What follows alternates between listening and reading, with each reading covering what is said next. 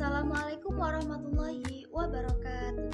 Sebelumnya, terima kasih kepada Ibu Siti Hikmah selaku dosen pengampu mata kuliah Psikologi Perkembangan. Dan halo teman-teman semuanya, perkenalkan nama saya Vina Abdalika dengan NIM tertera. Saya akan menjelaskan mengenai analisis perubahan, perkembangan, dan masalah pada dewasa awal, yaitu keterkaitan hubungan dengan lingkungan sekitar.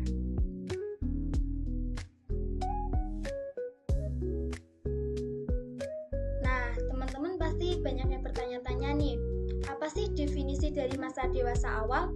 Menurut Harlock, dalam hal ini telah mengemukakan beberapa karakteristik dewasa awal, dan pada salah satu intinya dikatakan bahwa dewasa awal merupakan suatu masa penyesuaian diri dengan cara hidup baru dan memanfaatkan kebebasan yang diperolehnya. Agus juga berpendapat bahwa secara umum individu yang tergolong dalam dewasa awal ialah yang berusia 20-40 tahun. Kemudian perubahan perkembangan pada masa dewasa awal. Nah, seperti yang kita ketahui nih, setiap perkembangan manusia tuh pasti terdapat perubahan di dalamnya. Jadi macam-macam perubahan pada masa dewasa awal. Yang pertama yaitu transisi fisik dan emosional. Masa dewasa awal merupakan puncak perkembangan fisik, tetapi juga ditandai oleh ketegangan emosional. Individu mengalami perubahan dari egosentrisme remaja menuju empati dan tanggung jawab sosial yang lebih besar. Kemudian yang kedua adalah kemandirian. Individu di fase ini diharapkan untuk menjadi mandiri, baik secara ekonomi dan emosional. Mereka harus mampu membuat keputusan sendiri dan mengatasi tantangan hidup tanpa bergantung pada orang tua.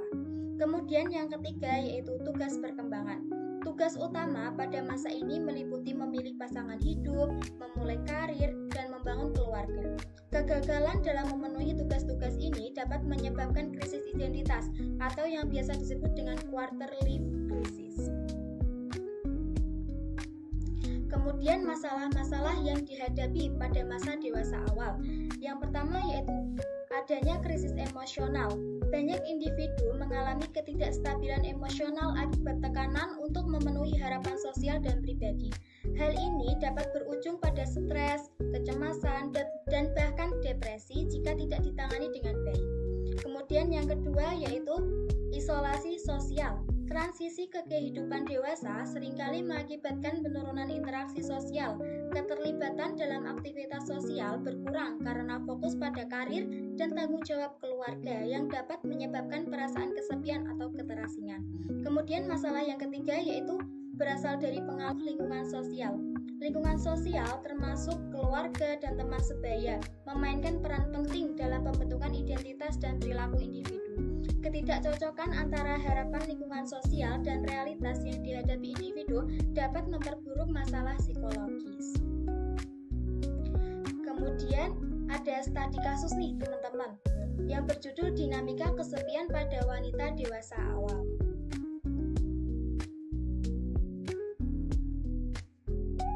Metode penelitian yang digunakan dalam studi kasus tersebut yaitu ada dua. Yang pertama wawancara. Peneliti menyusun interview quote. Interview quote ini didasarkan pada berbagai hal yang sekiranya dapat menggali pengalaman kesepian dan cara mengatasi perasaan. Kemudian yang kedua yaitu observasi. Observasi naturalistik. Selama proses wawancara berlangsung menggunakan alat pengumpulan data indera manusia untuk mengamati perilaku. Jadi observasi di sini yaitu secara langsung ya teman-teman. Dan observasi di sini itu berlangsung selama 3 bulan. Oke, kita sekarang masuk ke studi kasusnya nih teman-teman. Jadi ceritanya gini, Jenny merupakan mahasiswi psikologi semester akhir. Dia keturunan Batak yang sedang merantau ke Surabaya. Ayahnya bekerja di perusahaan finance dan ibunya seorang suster di rumah sakit swasta. Namun, Jenny cukup dekat dengan ibunya. Ia sering bercerita dengan ibunya, tapi tidak dengan ayahnya yang berprinsip membuat komunikasi antara Jenny dan ayahnya menjadi kurang nyaman. Kemudian, Jenny merupakan anak kedua dari 3 saudara yang terdiri dari kakak laki-lakinya dan adik perempuannya. Namun, ia tidak dekat dengan keduanya. Pasalnya, ia merasa diperlakukan beda dengan kedua saudaranya tersebut. Urusan mengurus rumah dibebankan kepada Jenny karena perintah kedua orang tuanya. Kakaknya tidak pernah disuruh mengurus rumah dan adiknya juga karena sekolah full day. Ia takut jika komunikasi dengan ibunya terbatas, sehingga dia sering melakukan hal-hal supaya mendapatkan perhatian ibunya, seperti mengadukan perilaku saudaranya yang negatif dan lain-lain. Ia menjalani hidup sendiri selama kuliah. Kesibukan selama kuliah membuat ia kurang berinteraksi dengan tetangga kosnya. Ia berusaha membangun relasi di kampus dan berusaha memperlakukan orang lain dengan baik untuk dapat perhatian dari teman-temannya. Namun, saat teman-temannya sibuk dengan matkul peminatan dan skripsi, ia merasa sendiri. Tugas-tugas yang menumpuk dan masa-masa mengerjakan skripsi yang sendirian, ia merasakan kehilangan dukungan serta keterpisahan dari ibunya. Hal itu membuat ia merasa benar-benar sendirian dan kesepian. Nah, selanjutnya yaitu hasil penelitian dari studi kasus tersebut. Akumulasi dari pengalaman-pengalaman psikologis tersebut membentuk gambaran relasi sosial yang kurang memuaskan bagi Jenny. Hal ini disebut sebagai loneliness atau kesepian. Jenny mengalami situational loneliness dikarenakan keterpisahan dari figur lekat ibu sebagai anggota keluarga terdekat dan pertemanan yang dianggap memuaskan, dan emotional loneliness. Kemudian ketidakhadiran intimate person tersebut dalam diri Jenny.